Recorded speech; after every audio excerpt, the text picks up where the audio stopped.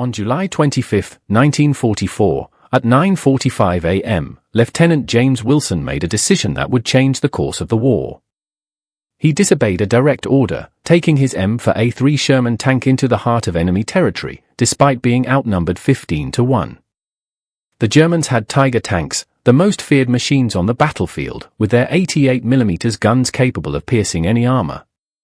But Wilson's Sherman had one advantage: a new, experimental armor plate, designed by the ingenious engineers at Detroit Arsenal. Here's what really happened. As Wilson's tank advanced, the Germans didn't know what hit them.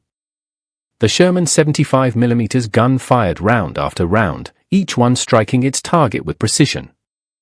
But the real game-changer was the armor plate, which deflected even the most powerful shots from the Tiger's 88mm cannon. The Germans were stunned, unable to comprehend how their supposedly invincible tanks were being taken down one by one. The battle raged on for hours, with Wilson's Sherman at the forefront. The lieutenant's micro-decisions and quick reflexes saved his crew time and time again, as they dodged and weaved between the enemy tanks. But then something unexpected happened. The Germans called in air support, and a squadron of Stuka dive bombers descended upon the battlefield. The Sherman's crew held their breath as the Stukas dived down, their screaming sirens piercing the air. But Wilson remained calm, barking orders at his crew as they expertly maneuvered the tank to avoid the bombs.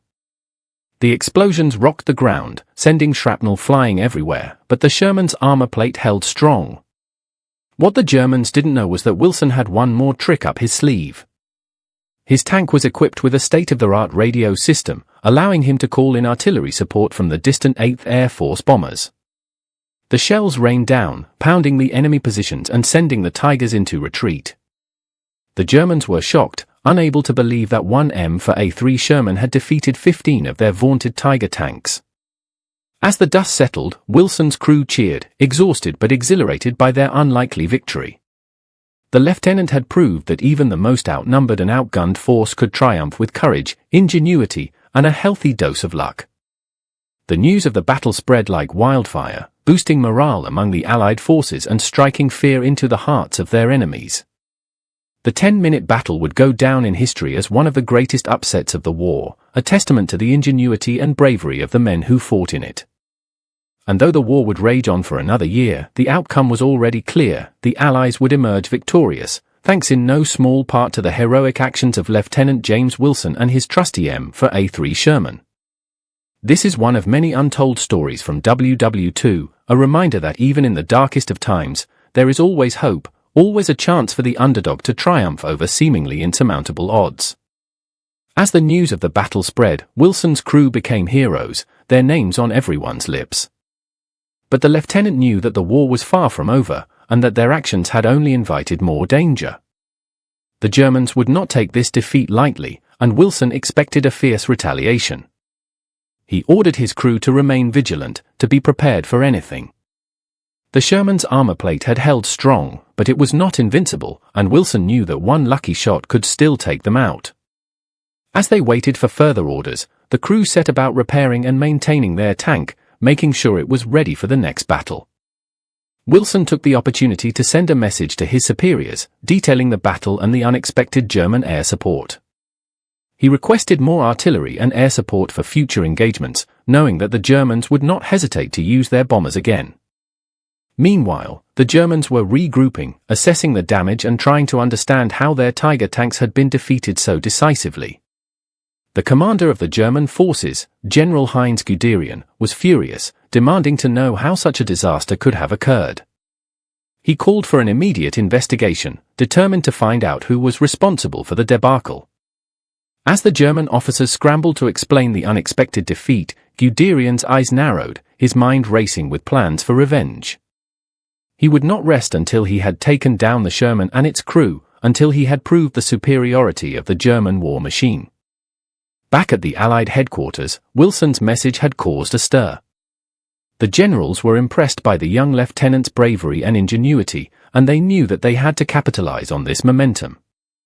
They began to plan a new operation, one that would push deep into enemy territory and take out the German airfields. The key to success lay in taking out the Stuka dive bombers, which had proven to be a game-changer on the battlefield.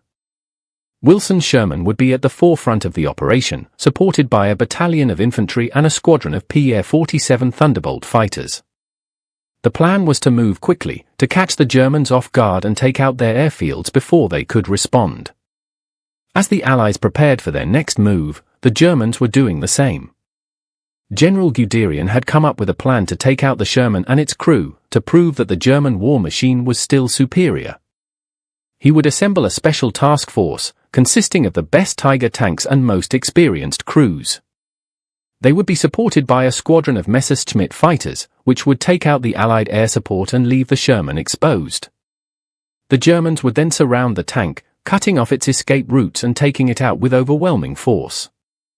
The stage was set for a showdown between the Sherman and the German task force. Wilson's crew was unaware of the danger that was heading their way, but they were ready for anything. They had proven themselves in battle, and they knew that they could take on any challenge. As they waited for the orders to move out, they checked and rechecked their tank, making sure that everything was in working order. The experimental armor plate had held strong in the previous battle, but they knew that it was not invincible.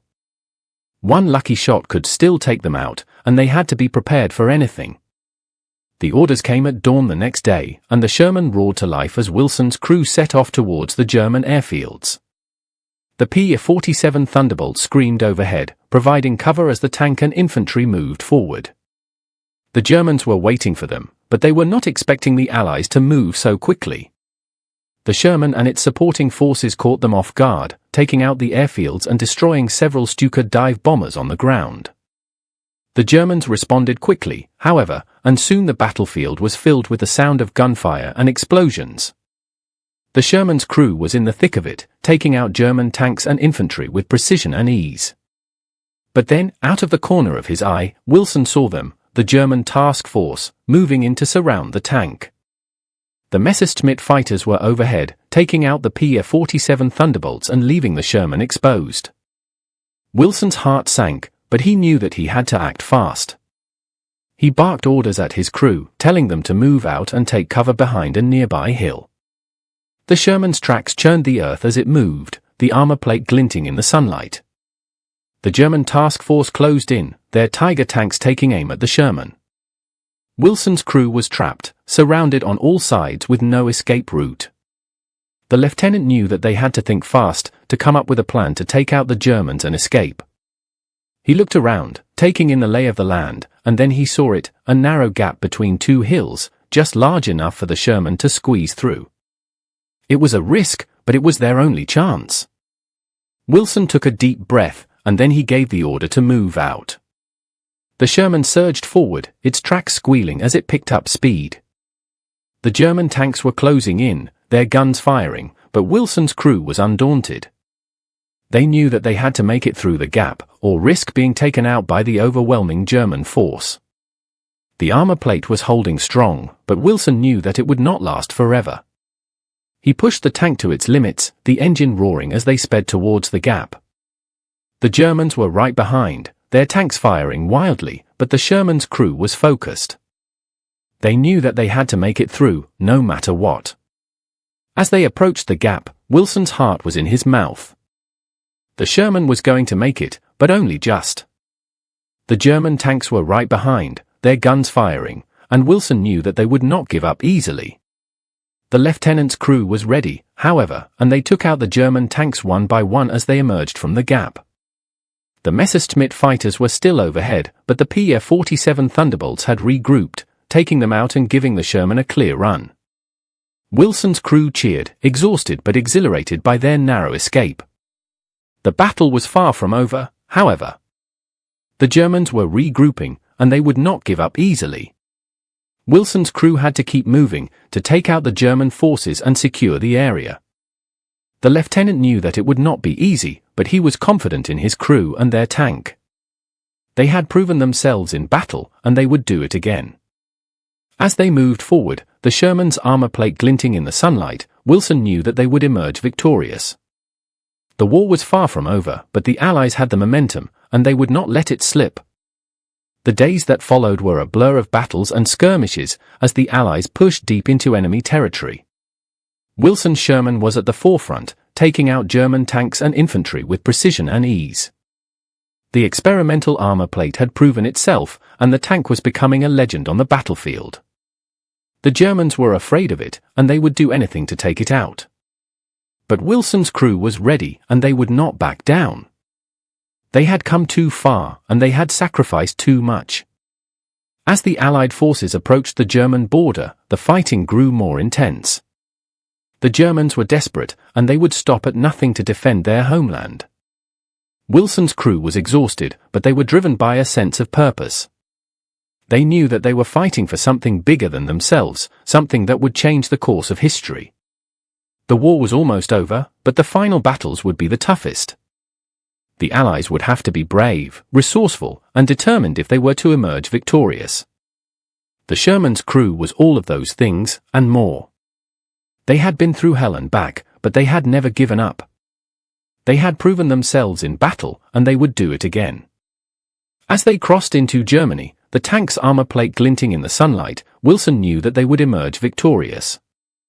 The Germans would not give up easily, but the Allies had the momentum. They would push forward, taking out the German forces and securing the area. The war would soon be over, and the world would be a different place. The final battle was intense, with both sides fighting for every inch of ground. Wilson's crew was in the thick of it, taking out German tanks and infantry with precision and ease. The Sherman's armor plate was holding strong, but the lieutenant knew that it would not last forever. The Germans were desperate, and they would stop at nothing to take out the tank. But Wilson's crew was ready, and they would not back down. They had come too far, and they had sacrificed too much. In the end, it was just the Sherman and one German tank, facing off in a final, decisive battle. The German tank was a Panzer VI, the most advanced tank on the battlefield, with a powerful 88mm gun. Wilson's crew was outnumbered and outgunned, but they were not outmatched. The Sherman's armor plate was still intact, and the crew was determined to take out the German tank. The battle was intense, with both sides firing wildly. The Sherman's 75mm gun was no match for the Panzer VI's 88mm gun, but Wilson's crew was resourceful. They used the tank's speed and agility to evade the German gun, taking out the Panzer VI with a well-placed shot. The German tank exploded, sending shrapnel flying everywhere. Wilson's crew cheered, exhausted but exhilarated by their victory. The war was over, and the Allies had emerged victorious. The Sherman's armor plate had held strong, and the crew had proven themselves in battle. They had changed the course of history, and they would always be remembered as heroes. As they drove back to their base, the tank's engine roaring, Wilson knew that they had done something special. They had fought against overwhelming odds, and they had emerged victorious. The war would never be forgotten, but for now, it was time to celebrate. The Allies had won, and the world was a different place. The celebration was short-lived, as the crew soon received orders to secure a nearby town, recently liberated from German forces. As they entered the town, they were met with a mixture of cheers and tears from the locals, who had suffered greatly under German occupation. Wilson's crew was hailed as heroes, and they were showered with food and drink. But amidst the celebration, Wilson couldn't shake off the feeling that something was off. The town seemed too quiet, and the locals seemed too afraid to venture out. He ordered his crew to be on high alert, to scan the surroundings for any signs of enemy activity. As they moved through the town, they stumbled upon a group of German soldiers, who had been left behind in the chaos. The soldiers were young and scared, and they surrendered without a fight. Wilson's crew took them into custody, but not before one of them whispered something in German, something that made the others glance nervously at each other. Wilson's curiosity was piqued, and he demanded to know what the soldier had said. The soldier hesitated, before speaking in broken English, "Der Führer, he has a secret, a plan to escape." Wilson's eyes narrowed, and he felt a chill run down his spine. Could it be true? Was Hitler planning to escape, to flee and regroup, to continue the war from the shadows? The thought sent a shiver down his spine, and he knew that he had to report this to HQ, immediately. He ordered his crew to secure the town, to search for any signs of enemy activity, while he contacted HQ to relay the information. As he waited for a response, he couldn't shake off the feeling that they were running out of time, that the clock was ticking, and that the fate of the war hung in the balance. The radio crackled to life, and Wilson's heart skipped a beat as he heard the voice on the other end. "Lieutenant Wilson, this is HQ. We have received your report, and we are taking it very seriously. We have reason to believe that Hitler is indeed planning to escape, and we need you to investigate further." Wilson's grip on the radio tightened as he felt the weight of the mission settling on his shoulders. He knew that this was it. This was the moment of truth, the moment that would change the course of history. He took a deep breath and responded, "Roger that, HQ. We're on it." The crew looked at him, their eyes filled with a mix of excitement and fear, as they knew that they were about to embark on a mission that would take them deep into the heart of enemy territory. The tank's engine roared to life as they set off to uncover the truth, to stop Hitler's escape, and to bring an end to the war once and for all. The journey was fraught with danger as they navigated through treacherous terrain, avoiding enemy patrols and dodging sniper fire. But Wilson's crew was undeterred, driven by their determination to see the mission through. As they pushed deeper into enemy territory, they encountered more and more resistance, but they fought on, using every trick in the book to outmaneuver and outgun their opponents. The tank's armor plate was taking a pounding, but it was holding strong, and the crew was confident that they could take on anything that came their way. But as the sun began to set, casting a golden glow over the battlefield, Wilson's crew caught sight of something in the distance, something that made their blood run cold. A convoy of German trucks, escorted by a battalion of SS troops, was making its way down the road, heading straight for the border. Wilson's eyes narrowed as he realized that this must be it. This must be Hitler's escape route.